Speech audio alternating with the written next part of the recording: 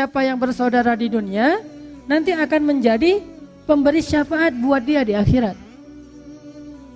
Dan itu benar-benar berlaku loh teman-teman. Itu luar biasa ngaruhnya. Persaudaraan, cinta, pengorbanan kepada sesama muslim itu ngaruhnya di akhirat itu luar biasa. Kalau kita baca kisah-kisah gimana seseorang diselamatkan dari api neraka oleh saudaranya yang di surga, itu luar biasa. Kayak bisa dibilang cara instan masuk surga tuh. Bisa dibilang kayak gitu. Cara instan masuk surga gimana? Bersaudaralah, cintailah orang solih. Itu cara instan. Sehingga orang solih ini yang nanti dengan izin Allah masuk surga duluan, di dalam surga dia pasti akan mencari saudaranya karena saling mencintai. Kan saling mencari kan? Kalau saling mencintai, saling ngepoin gitu ya. Nah, jadi di surga ngepoin temennya. Wah, buka dulu Instagram, judulnya Jahanam. Nama akunnya Maya. Akunnya Jahanam, search aja. Wah, ketemu Jahanam 1, Jahanam 2 sampai Jahanam 7. Kalau surga kan Jannah sampai 8. Jahanam ada 7 misalnya. Buka 1, wah, tak aya kayaknya. Cari lagi sampai 7, ternyata paling dalam dia mah. Di 7, search, ketemu orangnya. Lihat postingan-postingan terakhir, lagi disiksa, lagi apa, gitu-gitu ya. Dikepoin sama saudaranya yang sama-sama mencintai dia karena Allah. Pas dia tahu saudaranya ternyata ada dalam list orang yang sedang dimasukkan ke neraka, dia langsung nge-mention Allah. Allah, ini gimana tuh nih saudara saya teh kok ada di neraka, kata dia. Allah nggak akan lama-lama kayak saya ngebuka mention lama gitu ya, DM nggak dibuka-buka. Allah mah langsung dibuka. Karena administrasi Allah itu jauh lebih keren daripada adminnya manusia. DM pas saya buka DM 1.200. DM 1.200. Berapa hari ini selesainya? Baca sehari 100, sehari 100. Nah, pas dibaca dibalas kan? Ada yang dibalas, ada yang cuma dikasih like doang. Pas dibalas tujuannya biar mengurangi DM. Dibalas nih, kebalas lagi, numpuk lagi nih. Akhirnya penuh lagi misalnya. Kalau Allah mah nggak kayak gitu. Begitu dimention sama hambanya yang di surga, Allah tanya, ada apa wahai hambaku? Allah langsung call dia. Gak cuma mention ntar kapan yang dibuka, kalau lowbat gimana? Kalau lagi lost sinyal atau lagi habis kuota. Allah langsung telepon dia, Allah langsung ngomong sama dia. Labbaika ya abdi, aku penuhi panggilanmu wahai hambaku. Ada apa? Gimana kabarmu di dalam surga? Apakah kamu bahagia? Ya Rabbi, tidak sempurna kebahagiaan saya di surga sebelum saya bisa melihat saudara saya yang saya cintai karena Allah. Siapa dia? Itu yang kemarin saya mention ya Allah. Oh, si Eta. Dia di dalam neraka jahanam. Nah, itulah masalahnya ya Allah. Saya nggak akan bahagia di surga sebelum dia keluar dari api neraka. Sesungguhnya saya mencintai dia karena engkau di dunia ya Allah. Selamatkanlah dia. Dan sifat dari surga itu la khaufun alaihim walahum, nggak akan sedih, nggak akan kecewa surga itu. Jadi nggak mungkin ada orang di dalam surga request sesuatu ke Allah pulangnya cemberut, kecewa pulangnya. Kenapa kamu kok jadi cemberut gitu? Allah nggak mau ngasih apa yang saya minta, saya ngambek aja sama Allah. Udah aja, saya mau unfollow. Nggak bisa kan ya? Karena tidak ada khaufun, tidak ada yahzanun. Itu sifat dari surga. Sehingga apapun yang diminta oleh penduduk surga pasti Allah terima.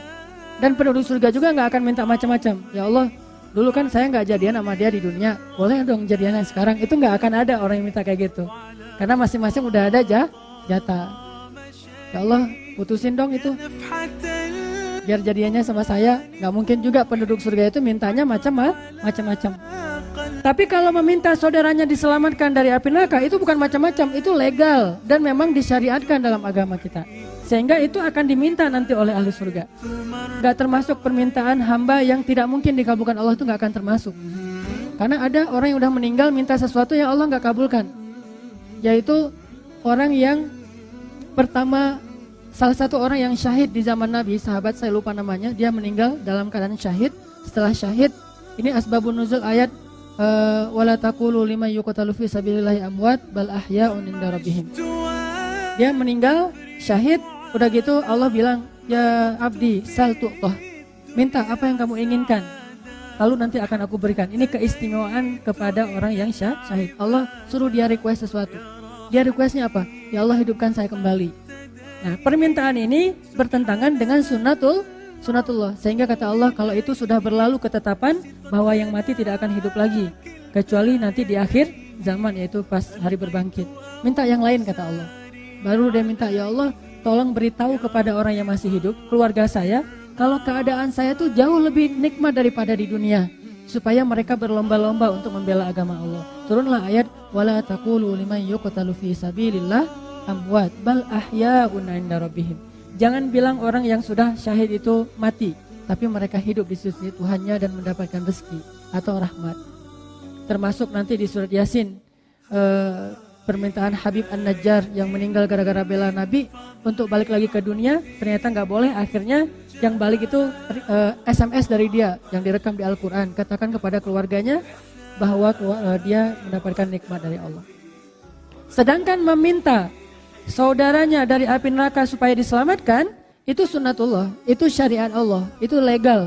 Sehingga nanti penduduk surga akan minta gitu, ya Allah, saya nggak akan bahagia, nggak sempurna surga itu sebelum saya bisa melihat saudara saya selamat dari api neraka.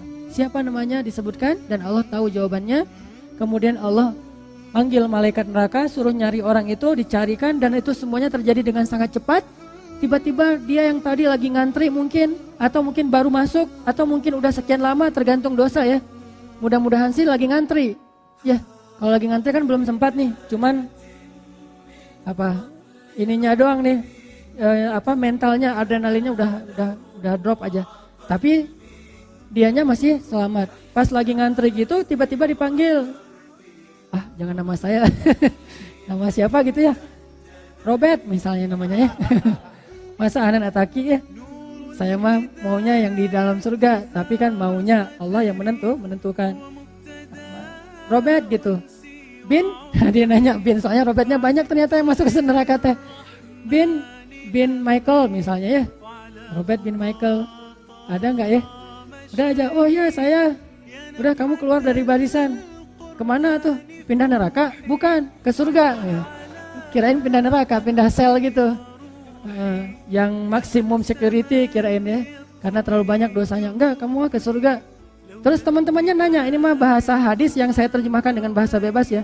Teman-temannya nanya, kenapa dia kok bisa selamat? Apakah karena dia punya amal solih? Kata malaikat yang jaga para ini, dengan wajah, kan malaikat di dalam surga itu ghiladun syidad, kasar dan keras ya. Gak akan jawab, oh dia mah gak akan ngomong kayak gitu. Malaikat ghiladun syidad, apa lu nanya? Enggak, pengen tahu doang, gak jawab juga gak apa-apa lah. Malaikat ghiladun syidad, keras malaikatnya, itu masih belum apa-apa ngomong kayak gitu doang. Pasti lebih dahsyat dari itu, cuma saya gak bisa mengekspresikan. Marah nih malaikat, kamu mau tahu kenapa dia diselamatkan? Ya, karena amal soleh ya. Bukan, dia nggak punya amal soleh. Terus kenapa? Karena dia punya ayah dan ibu yang soleh, kata malaikat. Bukan juga, banyak nanya loh. Oh, karena ini anaknya hafiz Quran. Bukan, orang dia jomblo meninggalnya juga. Oh, terus kenapa tuh gitu?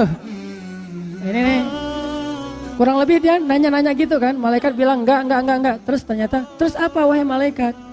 Dia di dunia mencintai seorang laki-laki yang solih karena Allah Subhanahu Wa Taala, dan laki-laki itulah yang berdoa kepada Allah agar dia diselamatkan. Dulu harusnya saya mah dekat sama fulan, sama ustadz itu, sama syekh itu, sama kiai itu dan segala macam orang-orang solih, tapi saya ke orang solihnya jahat aja. Ulama dikriminalisasi segala macam. Gimana mau dapat syafaat dari para orang solih? Padahal mereka itu adalah penolong kita loh di akhirat. Malah kita celakai di dunia, terus gimana kita akan ditolong di akhirat?